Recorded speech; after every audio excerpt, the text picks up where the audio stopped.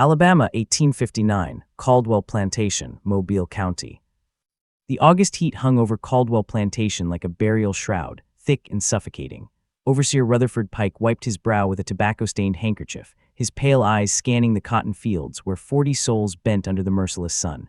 The crack of his whip echoed across the rows, a sound so common it had become part of the landscape, like cicada song or distant thunder. But something was different today. The slaves were quieter than usual, not the exhausted quiet of broken spirits, but something else, something watchful. Their eyes flickered toward the tree line where the plantation ended and the swampland began, that dark, tangled wilderness where Spanish moss hung like funeral veils and the water ran black as sin. "You there, Ezekiel," Pike's voice cut through the humidity. "Get back to work, for I lay leather across your back." The man called Ezekiel didn't flinch. He was tall, powerfully built, with hands that had picked cotton for 23 years. His back bore the scars of 100 lashes, a topography of cruelty mapped in raised flesh. But his eyes, those were different. They held something Pike had never seen in a slave's gaze before. They held arithmetic. That night in the big house, Colonel Marcus Caldwell sat across from his dinner guest, Judge Ambrose Whitfield, discussing the usual matters: cotton yields, the political tensions with the North, the price of human flesh at the Mobile auction house. "Your property seems restless, Marcus," the judge observed, cutting into his beef. "I noticed it when I arrived, a certain tension in the air." Caldwell waved dismissively. "Nothing Rutherford Pike can't handle with that whip of his. These are uncertain times, Ambrose. The slaves hear whispers: abolition, war, freedom, but they're too ignorant to act on such notions." In the quarters in the darkness, Ezekiel sat on the floor of his cabin. Around him gathered 5 others. Moses, a field hand with fingers broken so many times they'd healed crooked. Delilah, who'd seen 3 of her children sold away. Josiah, who still bore fresh wounds from Pike's whip. Patience, whose name was a cruel joke given her suffering. And Silas, the oldest among them, who remembered the middle passage. Ezekiel traced patterns in the dirt floor, not words, for teaching slaves to read was forbidden, but symbols. A map of the swamp. Escape routes used by others who tried to run. Most had been caught, some had been killed. A few had simply vanished, swallowed by the wetlands or hunted down by Clarence Boone and his pack of bloodhounds. "The new moon comes in 3 days, Ezekiel whispered. "Darkest night of the month. Pike will be drunk. He always drinks heavy on Saturday. The dogs will be in the kennel near the stables." Moses shook his head. "They'll hunt us. They always hunt us." "Then we hunt them first," Ezekiel said quietly. The words hung in the air like smoke. Delilah's eyes widened. Silas drew a sharp breath. This wasn't talk of escape. This was talk of something else entirely, something that could only end one way. "They made us wolves," Ezekiel continued, his voice barely audible. "Beat us like dogs, worked us like mules, but they made us wolves. And a wolf don't just run, not anymore." 3 days later, on the night of the new moon, Rutherford Pike stumbled from the overseer's house toward his sleeping quarters. He was drunk on whiskey and power, as usual. He never saw the shadow that separated from the darkness behind the smokehouse.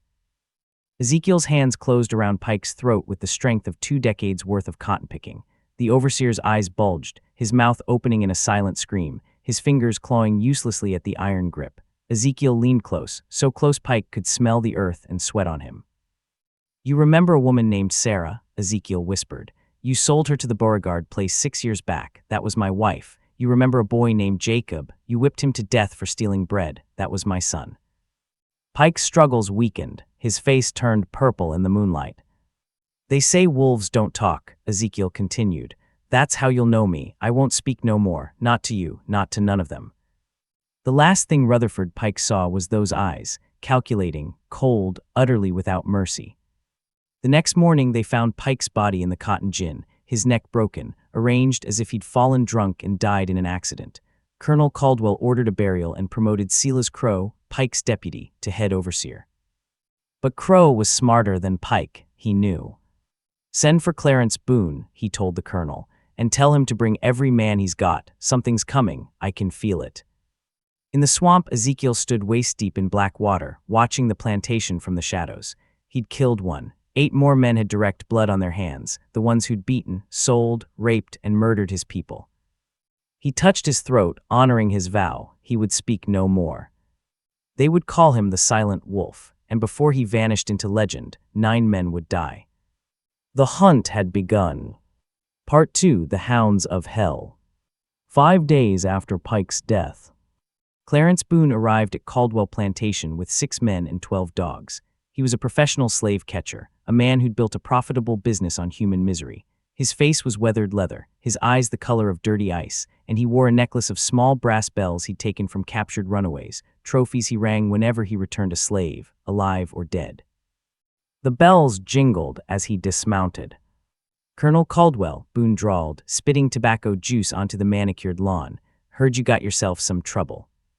In the study, Caldwell poured whiskey with shaking hands. Pike's death had been ruled an accident, but 3 slaves had vanished the same night: Ezekiel, Moses, and Josiah. The remaining slaves worked in terrified silence, their eyes constantly drifting toward the swamp. "I want them found," Caldwell said, "and I want them made an example of, publicly." Boone smiled, revealing tobacco-stained teeth. "That'll cost extra, but I'll make it worth your while. My boys and we don't just catch runaways, Colonel. We break them, body and spirit." He gestured to his men: Wade Hutchins, thin and cruel with a fondness for the branding iron; Otto Brenner, a German immigrant who'd learned his trade hunting deserters during the Mexican War; Caleb Marsh, whose baby face hid a sadistic streak; Vernon Cross, silent and methodical; Jack Ridley, who'd once been a preacher before discovering that hunting humans paid better than saving souls; and Daniel Bull Morrison, a massive man who preferred beating slaves to death with his bare hands rather than wasting bullets. "We'll start at first light," Boone announced. "The swamp's where they all run. Ain't none of them can hide from my hounds." But in the swamp, Ezekiel wasn't hiding. He was preparing. The black water had become his cathedral, the cypress trees his sanctuary. Moses and Josiah had followed him, though they questioned his plan. Escape was one thing, suicide was another. "We should be running north," Moses whispered as they moved through chest-deep water, using hollow reeds to breathe when they heard sounds of pursuit. "Every hour we stay here, we're closer to the rope." Ezekiel said nothing. He never spoke anymore. Instead, he pointed to a clearing ahead where he'd been working for 3 days. Josiah's eyes widened. "Lord have mercy." Ezekiel had built a killing ground. The clearing appeared natural, a small island of solid ground surrounded by water. But beneath the surface, Ezekiel had sharpened dozens of cypress branches into stakes, hidden just below the waterline where the sediment made the water opaque. Vines had been positioned as tripwires. A dead alligator's carcass floated nearby, already attracting more of the beasts. "You're gonna kill them," Moses breathed. "All of them." Ezekiel nodded once, then he held up his fingers. 8 more. 8 more men had to die. At dawn, Boone's hounds picked up the scent immediately. The baying of the dogs echoed across the plantation as they surged toward the swamp, pulling their handlers forward. "They're headed deep," Wade Hutchins shouted, "into the dark water." "Good," Boone laughed. "Means they're panicked, means they'll make mistakes." But as they entered the swamp, the landscape seemed to swallow sound. The dogs' barking grew muffled. The water reflected the sky like black glass, making depth impossible to judge. Spanish moss brushed their faces like ghostly fingers. Vernon Cross was the first to die. He'd moved ahead of the group, following his hound into a narrow channel. The dog suddenly yelped and went silent. Cross waded forward to investigate and stepped into Ezekiel's trap. The sharpened stake punched through his boot, through his foot, and 6 inches into the bone. He screamed and fell forward into the water, where the alligators were waiting.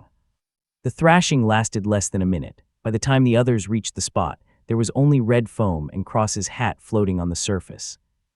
"Jesus Christ," Caleb Marsh's voice cracked with fear. "What the hell?" A stone flew from the trees, striking Marsh in the temple. He dropped like a puppet with cut strings. The men spun, weapons raised, but saw nothing. Only shadows and water and the endless maze of trees. "Show yourself," Boone roared, his bells jingling as he turned. "I'll skin you alive, boy, you hear me, I'll." Another stone, this one caught Jack Ridley in the throat, crushing his windpipe. He fell to his knees, drowning on dry land, his hands clawing at his neck. "Split up," Otto Brenner commanded. "Find the bastard." It was exactly what Ezekiel wanted. Part 3, the DROWNING hour. The swamp swallowed Boone's hunting party whole, dividing them into desperate, isolated prey. Otto Brenner moved through the water with military precision, rifle raised, eyes scanning the twilight-dark spaces between the cypress trees.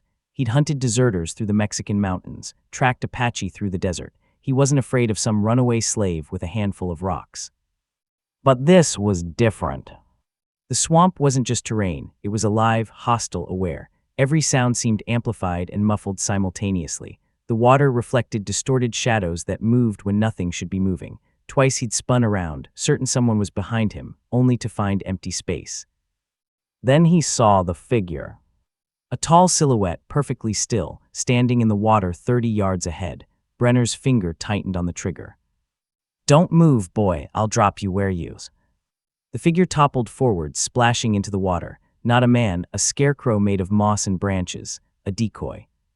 Brenner's laugh was nervous, cut short when he felt the vine wrap around his ankle. He looked down just as Ezekiel, submerged, invisible in the black water, pulled.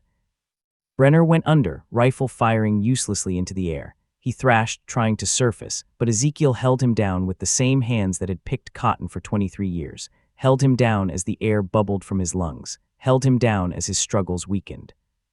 Held him down until he stopped moving entirely. Ezekiel released the body and disappeared beneath the surface, leaving only ripples. Wade Hutchins found Brenner's rifle floating an hour later, no sign of the man himself. The thin overseer was sweating despite the cool water, his hands shaking as he reloaded his pistol. "Boone," he shouted. "Boone, where are you?" Only silence answered, and then a sound, singing. A woman's voice, soft and mournful, drifting through the trees, a slave spiritual. "Wade in the waters. Wade in the water, children. Wade in the waters. God's gonna trouble the water." Hutchins spun toward the sound. "Who's there? Show yourself." The singing continued, always just out of sight, leading him deeper into the swamp. He followed, rage overcoming fear. He'd tortured too many slaves to fear their songs now. He pushed through a curtain of hanging moss and found himself face to face with Delilah. She stood on a small island of solid ground, her dress torn and muddy, but her eyes were calm, almost peaceful. "You," Hutchins snarled, raising his branding iron. He always carried it, even into the swamp. "You're one of Caldwell's. You're coming back, and I'm gonna mark you so deep you'll." He stepped forward. The ground gave way. What had looked like solid earth was really a thin layer of branches and leaves concealing a pit. Hutchins fell 8 feet into a cage of sharpened stakes. The iron spikes pierced his body in 6 places, but carefully, positioned so he would die slowly. Delilah looked down at him, her expression unchanged.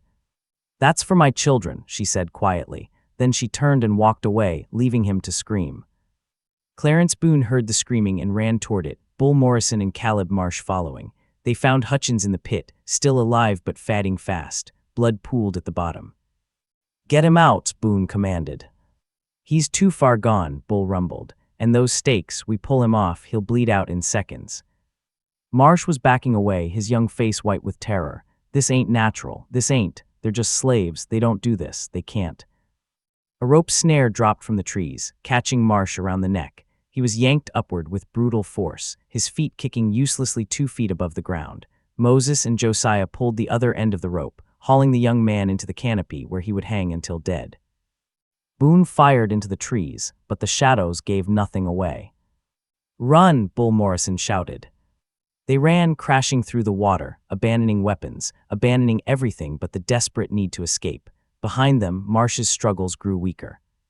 And somewhere in the darkness, Ezekiel watched, silent, calculating. 4 down, 5 to go. But he needed to move carefully now. The remaining hunters would be more dangerous in their fear, cornered animals fighting for survival. He touched his throat, feeling the scar from the collar he'd worn for 20 years. The collar Boone himself had fastened on him when he was first brought to Caldwell Plantation as a child, freshly orphaned, torn from his mother's arms at auction. Boone didn't remember. Slave catchers never remembered individual faces. But Ezekiel remembered everything. The hunt continued. Part 4, The Judgment of Water. Day 3 in the swamp. Colonel Marcus Caldwell stood on his veranda, watching the tree line with a spyglass. No sign of Boone or his men, no sounds of dogs, no captured fugitives dragged back in chains. Just the silence. Judge Ambrose Whitfield joined him, his jowly face creased with worry. "Perhaps we should send for the militia, Marcus. This has gone on too long." "And tell them what, Ambrose, that my slaves outsmarted a professional slave catcher, that Clarence Boone and 6 armed men can't handle 3 runaways," Caldwell's voice was bitter. "The scandal alone would ruin me. No, we wait. Boone will return." But in his heart, the colonel was beginning to doubt. In the swamp, Clarence Boone and Bull Morrison had found temporary refuge on a small hammock of dry land. They'd lost Jack Ridley during the night, heard his screams but couldn't find him in the darkness. When dawn came, they discovered Ridley hanging from a tree, his body covered in what looked like hundreds of small cuts. He'd been bled like a hog. "They're playing with us," Bull muttered, checking his rifle. The massive man's hands were shaking, hunting us like we hunt them. Boone's face was gaunt, his eyes red-rimmed. The bells on his necklace, his trophies, seemed obscene now, a jingling announcement of his position. "It's one man," Boone said, trying to convince himself. "One goddamn slave. We're white men. We're armed. We're dead," a voice whispered from the water. Both men spun, nothing, just their reflections in the black surface. Then the water erupted. Ezekiel surged upward, moving with impossible speed. His hand caught Boone's ankle and pulled. The slave catcher went down hard, his bells clanging. Bull Morrison fired, but Ezekiel was already gone, vanished beneath the surface, taking Boone with him. Morrison waded into the water, roaring, firing blindly. "Come out, face me like a man, you coward." The water stilled. Bull turned in circles, breathing hard. Then Boone surfaced, or what was left of him. The slave catcher floated face up, his eyes wide and unseeing, his mouth open in a frozen scream. Around his neck, the brass bells still hung, but now a message was carved into his forehead, crude but clear. "Wolf." Bull Morrison ran. The massive man crashed through the swamp with all the grace of a panicked buffalo, abandoning strategy, abandoning dignity. He just ran, splashing and stumbling, convinced he could feel eyes on his back, feel death breathing on his neck. He ran until his legs gave out, until he collapsed on a muddy bank, gasping, and found himself face to face with Silas Crow, the new overseer from Caldwell Plantation. "Mr. Crow," Morrison gasped. "Thank God, we have to get out of here. They're killing us there." "I know," Crow said calmly. He was standing perfectly still, his arms at his sides. His face was pale. "Then why ain't you running? Why?" Morrison saw the rope around Crow's neck, saw how the overseer's feet weren't quite touching the ground, saw the tree branch bending under his weight. Silas Crow was already dead, had been for hours, positioned upright in the mud as a message, a scarecrow warning. Bull Morrison's scream echoed across the swamp. He turned to run and nearly collided with Moses and Josiah, both men holding sharpened stakes. Behind them stood Delilah and Patience, their faces hard as granite. "Please," Morrison whimpered. "Please, I never hurt nobody that didn't deserve it. I was just doing my job. You killed a woman named Esther," Delilah said quietly. "Beat her to death for looking at you wrong. You remember her." Morrison's face went blank. He didn't remember. There had been so many. "She was my sister." Delilah drove the stake into his chest. Josiah and Moses followed with their own. Bull Morrison, who had beaten countless slaves with his bare hands, died on his knees in the mud, surrounded by the people he'd called animals. When it was over, they looked to Ezekiel, who emerged from the water like something born from the swamp itself. He held up 3 fingers. 3 men left. But these would be different. These 3 were still at the plantation. Colonel Marcus Caldwell, Judge Ambrose Whitfield, and Sheriff Tom Brennan, who just arrived with a posse of 10 men. Ezekiel looked at his companions. Moses, Josiah, Delilah, Patience, and now Silas, a different Silas, the old man from the quarters who'd joined them after Crow's death. He pointed toward the plantation, then pointed to his eyes, watching. The message was clear. They would wait, they would watch, and when the moment came, they would strike. The silent wolf was patient. He'd waited 23 years. He could wait a little longer. Part 5, The Colonel's Last Supper. Caldwell Plantation, evening of day 5. Sheriff Tom Brennan sat in Colonel Caldwell's study, his weathered face grim as he listened to the reports. 7 men dead or missing in the swamp. Clarence Boone's body found floating with a message carved in his forehead. The slaves in the quarters were silent, refusing to speak, their eyes filled with something Brennan had never seen before. "Hope. I'm calling in the county militia," Brennan announced. "This ain't about catching runaways anymore, Marcus. This is about putting down an insurrection." Judge Whitfield poured himself a generous whiskey, his third in an hour. "Insurrection? Tom, that's a strong word. These are just a handful of escaped slaves who have killed 7 white men. Brennan slammed his fist on the desk. You think this won't spread? Every plantation in Alabama will hear about this. Every slave will start thinking maybe they don't have to bow and scrape. Maybe they can fight back. Caldwell's hands trembled as he lit a cigar. What do you propose? We burn the swamp, set fire to the whole damn thing, smoke them out. Whatever survives, we hunt down and hang, publicly, in Mobile, where every slave in the county can see what happens to rebels. Outside, hidden in the azalea bushes beneath the study window, Patience listened to every word. She crawled across the plantation grounds in the darkness, moving like smoke, and now she heard the death sentence pronounced on her people. She slipped away as silently as she'd come. In the swamp, Ezekiel received her report via a series of bird calls, a code they'd developed. His face remained impassive, but his eyes burned. They would burn the swamp, destroy the only refuge his people had ever known. He gathered his companions in the darkness. Moses, Josiah, Delilah, Patience, old Silas, and 3 others who'd joined them from the quarters, Ruth, Nathaniel, and Abraham. All had lost family to Caldwell's cruelty. Ezekiel drew in the mud a map of the big house. He pointed to tomorrow night, the new moon again, then he pointed to fire. You want to burn them out, Moses whispered, in the house. Ezekiel shook his head. He pointed to the slaves' quarters, then to the cotton barn, then to the stables, small fires, distractions. Then he pointed to the big house and made a throat-cutting gesture. Lord have mercy, old Silas breathed. You mean to walk right into the devil's den. Ezekiel nodded. He held up 3 fingers, Caldwell, Whitfield, Brennan, the last 3 names on his list. But Delilah grabbed his arm. And then what? You kill them, we all die. They'll hunt every Negro in Alabama. They'll burn every plantation, hang every slave they suspect helped us. Ezekiel looked at her for a long moment. Then he pointed to the swamp, to the deep places where the water ran black and endless. He pointed to himself, then made a vanishing gesture. You'll disappear, Delilah understood. Take the blame. Become the monster they already think you are. He nodded. And us? Josiah asked. Ezekiel pointed north, the Underground Railroad, freedom. They would have a chance to run while the white men were hunting him. It's suicide, Moses said. Even if you kill all 3, the sheriff's got 10 men with him. They'll cut you down. Ezekiel smiled then, a terrible, cold expression. He pointed to his throat, to his vow of silence. Then he pointed to the hunting rifle they'd taken from Otto Brenner's corpse. He wouldn't need to speak. The gun would do his talking. The next evening, as the sun set blood-red over Alabama, fires bloomed across Caldwell Plantation. The cotton barn went first, a pillar of flame visible for miles. Then the stables, the screaming horses adding to the chaos. The slaves' quarters erupted in controlled blazes that looked accidental but burned in precise patterns. Sheriff Brennan's men scattered, trying to fight the fires, shouting orders, creating exactly the confusion Ezekiel needed.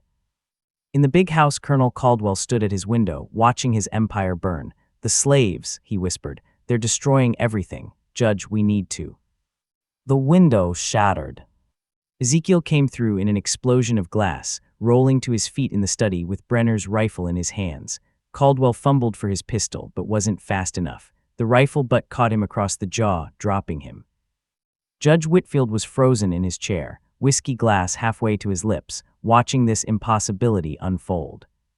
You, the judge croaked. You're Ezekiel. I sentenced you once. You stole a chicken to feed your son. I had you whipped 30 times. Ezekiel said nothing. His eyes moved to the sheriff's hat hanging on the rack. Brennan's in the yard, Whitfield babbled, organizing the men. You'll never get out of here alive. Please, I have a family, I have. Ezekiel shot him. The sound brought Sheriff Brennan and 2 deputies running. They burst into the study to find the judge dead, the colonel unconscious, and the silent wolf waiting. The rifle spoke twice more in quick succession. Both deputies fell. Brennan's gun was faster. He got off a shot that caught Ezekiel in the shoulder, spinning him, but the escaped slave didn't go down. He dropped the rifle and pulled a knife, the same knife he'd used to gut alligators for food. The sheriff and the wolf circled each other in the burning study. You're just a slave, Brennan growled. You ain't special, you ain't righteous. You're just property that's forgotten its place. Ezekiel's response was to point at the scar around his own neck, the permanent mark of the slave collar. Then he pointed at Brennan's belt, where the sheriff carried a whip as a symbol of his authority. You want revenge, Brennan spat. Is that what this is? You think killing us makes you free? Ezekiel shook his head slowly. Then he pointed to his heart. Free, he was already free, had been from the moment he decided to fight back. They collided in a clash of blade and pistol shot. Part 6: The Devil's Reckoning. The study of Caldwell's plantation house had become a circle of hell. Sheriff Tom Brennan grappled with Ezekiel in the flickering light of the spreading fires, two men locked in a death struggle that was older than America itself, master and slave, hunter and hunted, oppressor and oppressed. Brennan's pistol fired wild, the bullet splintering wood paneling. Ezekiel's knife slashed, opening a red line across the sheriff's gun arm. The lawman roared and smashed Ezekiel against the wall, but the silent wolf had survived 23 years of brutality. Pain was an old companion. He drove his knee into Brennan's gut, broke free, and slashed again, this time across the tendons in the sheriff's wrist. The pistol clattered to the floor. "Abomination," Brennan gasped, cradling his ruined hand. "You're an abomination against God and nature. We gave you civilization, gave you purpose." Ezekiel pointed to the scars covering his own body, whip marks, brand marks, the twisted fingers from being crushed in the cotton gin as punishment. This was their civilization. This was their gift. He raised the knife. From the doorway, a voice: "Ezekiel, don't." Delilah stood there, covered in soot and blood. Behind her, Moses and Josiah held torches. They'd set the fires, created the chaos, but now they saw what Ezekiel was becoming, not a man fighting for freedom, but a weapon of pure vengeance. "You kill him like this, you prove them right," Delilah said quietly. "You become the monster they always said we were." Ezekiel's hand trembled. The knife blade caught the firelight, seeming to glow. On the floor, Colonel Marcus Caldwell regained consciousness, groaning. His eyes focused on the scene before him, his slaves standing in his study, his world burning around him, the natural order inverted into nightmare. This is impossible," Caldwell whispered. "You're nothing, you're property, I own you, I." Ezekiel turned to face him. The silent wolf's eyes held no anger now, no rage, only a cold, final judgment. He picked up Brennan's dropped pistol and placed it in Caldwell's hand. Then he stood back, arms spread, offering himself as a target. Caldwell's fingers closed around the gun, confused. "What are you?" Ezekiel pointed to the colonel, then to himself, then made a shooting gesture. "You want me to shoot you?" Caldwell's laugh was hysterical. "You're giving me permission to execute you." Ezekiel nodded. "It's a trick," Brennan warned, clutching his bleeding wrist. "He's planning something." But Ezekiel simply waited, patient as death. Caldwell raised the pistol with shaking hands. Here was his chance. Kill the slave who destroyed everything, become the hero who put down the insurrection. His finger tightened on the trigger. Ezekiel closed his eyes. The hammer fell on an empty chamber. Click. Caldwell pulled the trigger again. Click again. Click, click, click. Ezekiel opened his eyes. He'd counted Brennan's shots during the fight, had known the gun was empty, had gambled everything on this moment, on forcing the colonel to try to kill an unarmed man, to reveal the murder in his heart even when facing no threat. Delilah spoke softly from the doorway. "You see now, see what they are. Given the chance for mercy, they choose murder, every time." Moses stepped forward and took the empty pistol from Caldwell's limp hand. "What are you going to do?" the colonel whimpered. "You can't kill me. They'll hunt you to the ends of the earth. Every slave owner in the South will." "We ain't gonna kill you," Moses said. "We're gonna do something worse." Josiah produced a bundle of documents from inside his shirt, papers he'd stolen from the study desk, bills of sale, ownership records, proof of Caldwell's dealings in human flesh. "We're gonna let you live," Josiah explained. "Let you watch everything you built turn to ash. Your reputation, your wealth, your power, gone. You'll be the man who lost everything to his own slaves." And then, Delilah added, "You'll live the rest of your days knowing we're out there, free, walking under the same sky, breathing the same air, equal." It was a death sentence, worse than any bullet. Ezekiel turned to leave, but Sheriff Brennan lunged for a decorative sword mounted on the wall. The blade came free as he charged, screaming, determined to die like a warrior rather than live in disgrace. The silent wolf moved like water, sidestepping the clumsy attack. His knife flashed once. Brennan stumbled, the sword clattering from his hands, a red stain spreading across his chest. "You'll hang for this," the sheriff gasped, falling. "They'll hunt you forever." Ezekiel knelt beside the dying man. He reached into his own mouth and pulled out something he'd been hiding there for days, a small piece of metal, bent and twisted, a piece of his first slave collar, cut away and saved for 23 years. He pressed it into Brennan's palm and closed the man's fingers around it. A gift, a memory, a promise that he would never be owned again.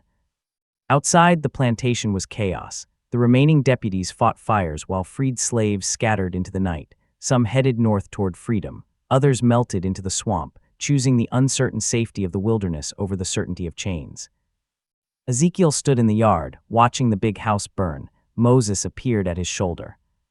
"What now? You got your revenge. Killed 9 men just like you planned. Pike, Cross, Marsh, Ridley, Brenner, Hutchins, Boone, Morrison, and Crow. Judge Whitfield makes 10 and Brennan's dying makes 11. You kept your vow. You never spoke. You." Ezekiel held up 9 fingers, firmly. Only 9 had been on his list. The others, Whitfield and Brennan, those had been necessary but not planned, not part of his original arithmetic. He pointed to the swamp.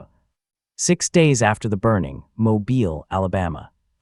The news spread through Mobile like wildfire, whispered in slave quarters and shouted in tavern halls. Caldwell Plantation burned. 9 white men dead. The slaves vanished. 1 man responsible.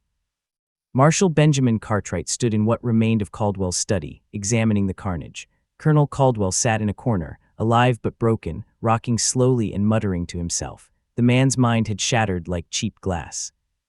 "Tell me again about this, Silent Wolf," Cartwright said to his deputy, Lucas Webb. Webb consulted his notes, his young face pale. "That's what the remaining slaves call him, sir. Said his name was Ezekiel, but he took a vow of silence when he started killing. They say he moved through the swamp like a ghost. Say he could breathe underwater, see in the dark, that he'd made a pact with the swamp itself." "Superstitious nonsense," Cartwright muttered, but his eyes betrayed uncertainty. 9 men dead, a plantation destroyed, and the killer had simply vanished.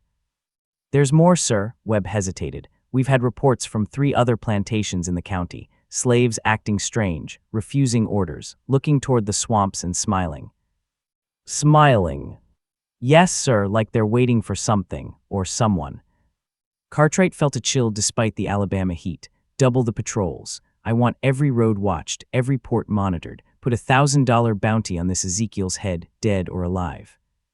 But in his heart, the marshal knew the truth. The Silent Wolf wasn't going to be caught. He'd become something more dangerous than a fugitive. He'd become a symbol. In the swamp, Ezekiel knelt beside a small fire, surrounded by his companions. They'd been there for 6 days, living on fish and wild roots, waiting for the manhunt to cool. Delilah cleaned the gunshot wound in his shoulder with swamp water and moss. "You're lucky it went clean through. Another inch and you'd have bled to death." Ezekiel nodded his thanks, still silent. "The Underground Railroad conductor is coming tomorrow night," Moses reported. "He'll take us north in groups. Ohio first, then maybe Canada. We'll be free, Ezekiel, actually free." But Ezekiel shook his head slowly. He pointed to himself, then to the swamp, then drew a line in the dirt, a boundary, staying. "What?" Josiah stared at him. "You ain't coming, after everything we've been through." Ezekiel picked up a stick and wrote in the dirt, the first words he'd written since taking his vow. "Not finished." "Not finished," Delilah read aloud. "You killed the 9 men who wronged you. You destroyed Caldwell. You made them fear us. What more is there?" Ezekiel drew more words. "Every slave, every chain, not finished." The group fell silent, understanding washing over them. He wasn't just fighting for his own freedom anymore. He'd seen what his actions had done, the hope kindled in slave quarters across Alabama, the fear planted in masters' hearts. He'd become a weapon that could cut chains with his very existence. "You're gonna stay and keep fighting," old Silas breathed, "become a legend that haunts every slave owner in the South." Ezekiel nodded. "They'll hunt you forever," Patience warned. "Every bounty hunter, every slave catcher, every marshal in the territory."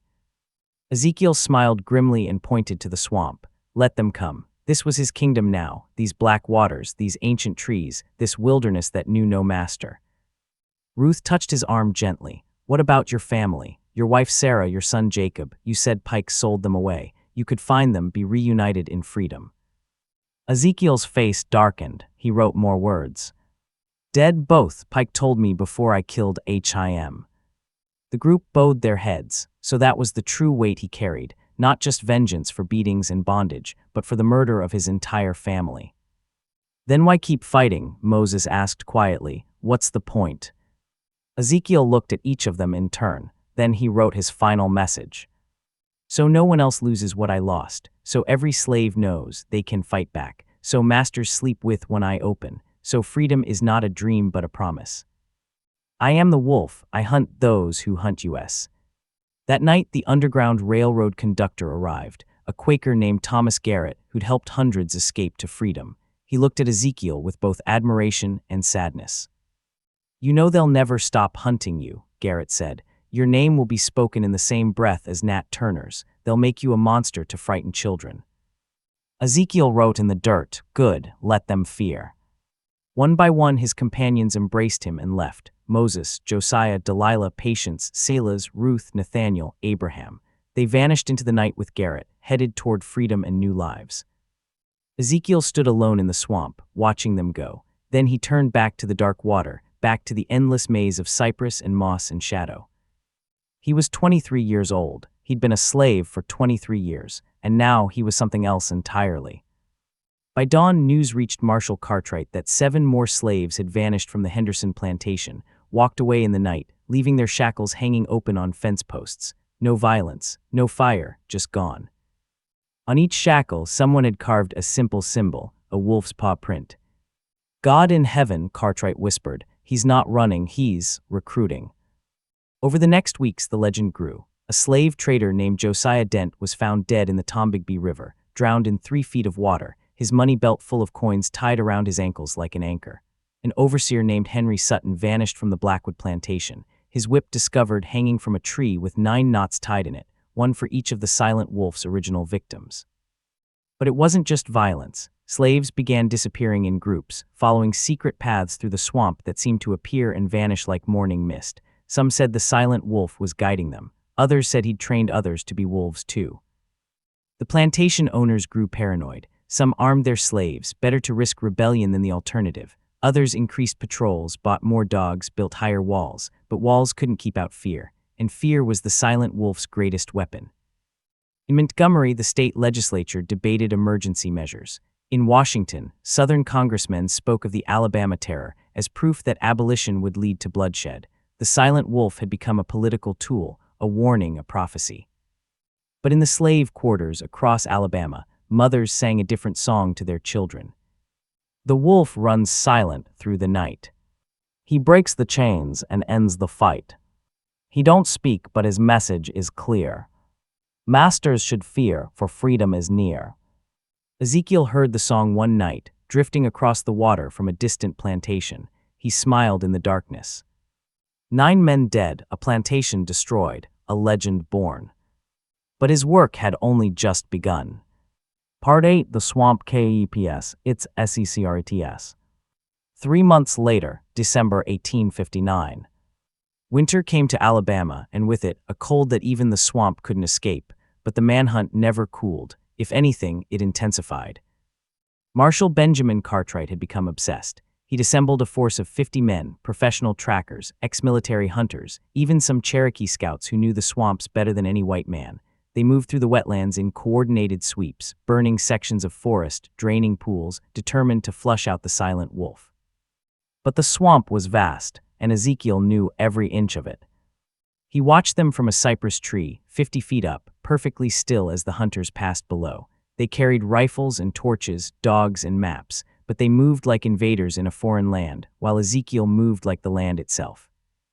Over the past months, he'd built a network of hidden camps throughout the swamp, small islands of dry ground concealed by dense vegetation, food caches, weapon stashes, escape routes. He'd learned to eat raw fish, to breathe through hollow reeds, to stay submerged for minutes at a time. He'd become something new, not quite man, not quite myth, something in between. At the Beauregard plantation, where his wife Sarah had been sold 6 years ago, Ezekiel crept through the quarters one moonless night. He found her grave, a simple marker in the slaves' burial ground. Sarah had died 3 years ago, giving birth to a stillborn daughter. Both were buried together. Ezekiel knelt there for an hour, saying nothing. He never broke his vow, but his shoulders shook with silent weeping. He carved a wolf into the wooden marker with his knife. Then he left. But before vanishing, he freed 12 slaves from Beauregard's holding pen, men and women scheduled for auction. He led them through the swamp to a rendezvous point where Underground Railroad conductors waited. He never spoke to them, only gestured, guided, protected. They called him the Silent Angel, the Swamp Ghost, the Shadow Wolf. The Beauregard incident brought Governor Andrew Moore himself to the region. He stood before a gathering of plantation owners in Mobile's courthouse, his voice resonating with fury. Gentlemen, this has become more than a fugitive slave issue. This has become a challenge to the entire social order of the South. This creature has emboldened slaves across 3 counties. Productivity is down, escapes are up. Our entire economy is threatened by one man's defiance. Then bring in the army, Colonel Thaddeus Beauregard demanded. Declare martial law, burn the entire swamp if necessary. We can't, the governor admitted. Washington won't authorize it. The northern papers have gotten hold of the story. They're calling this Silent Wolf a hero, a freedom fighter. If we use military force, we give the abolitionists a martyr. So what do? Someone shouted from the crowd. The governor's face was grim. We wait, we watch, and we pray he makes a mistake. But Ezekiel was done making mistakes. On Christmas Eve 1859, Marshal Cartwright received a visitor at his office, a freed black man named Samuel Turner, who claimed to have information about the Silent Wolf's location. I seen him, Turner said nervously, deep in the swamp past Devil's Elbow where the water runs darkest. He's got a camp there on an island. I can show you. Cartwright was suspicious. Why would you betray your own kind? Because I got a family, Turner replied. Got a wife and 3 children. The plantation owners say they'll protect us, give us papers, guarantee our freedom if I help catch him. I don't want no part of his war. I just want my family safe. It was a lie. Samuel Turner was working with Ezekiel. He'd been freed 2 years ago and now helped the Underground Railroad, but he'd volunteered to play the role of betrayer, to lead the hunters into a trap. 2 days after Christmas, Cartwright assembled his best men, 20 hardened hunters, and followed Turner deep into the swamp. They moved cautiously, weapons ready, dogs straining at their leashes. The landscape grew darker, the water blacker. Ancient cypress trees rose like cathedral pillars. Spanish moss hung thick enough to choke out the sky. There, Turner pointed to an island ahead. That's where I seen him. The hunters fanned out, surrounding the island. On Cartwright's signal, they moved in, rifles raised, ready to shoot on sight. The camp was empty, but arranged on the ground were 9 hunting knives, stuck point first into the earth in a circle. In the center sat a single shackle, the same one Ezekiel had worn as a child, finally cut free. It's a message, Cartwright breathed. But what's it mean? One of his men asked. Before Cartwright could answer, the island exploded. Not with fire, with sound. Hidden drums began beating an African rhythm that echoed through the swamp. Dozens of voices rose in song, the slave spirituals, but transformed into something fierce, defiant, celebrating. The hunters spun in confusion. The sounds came from everywhere and nowhere. The dogs went mad, barking and howling. Then figures began emerging from the water, not attacking, just appearing. 20, 30, 40 freed slaves, men and women, surrounding the island. They didn't carry weapons. They just stood in the water, singing, staring at the white men with eyes that held no fear. Shoot them, someone shouted. No, Cartwright countermanded. They're unarmed. We fire, we prove everything the abolitionists say about us. It was a checkmate. Violence or retreat, both meant losing.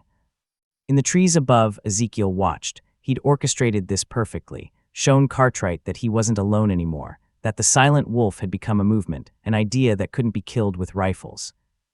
Cartwright understood. He lowered his weapon and gestured for his men to withdraw.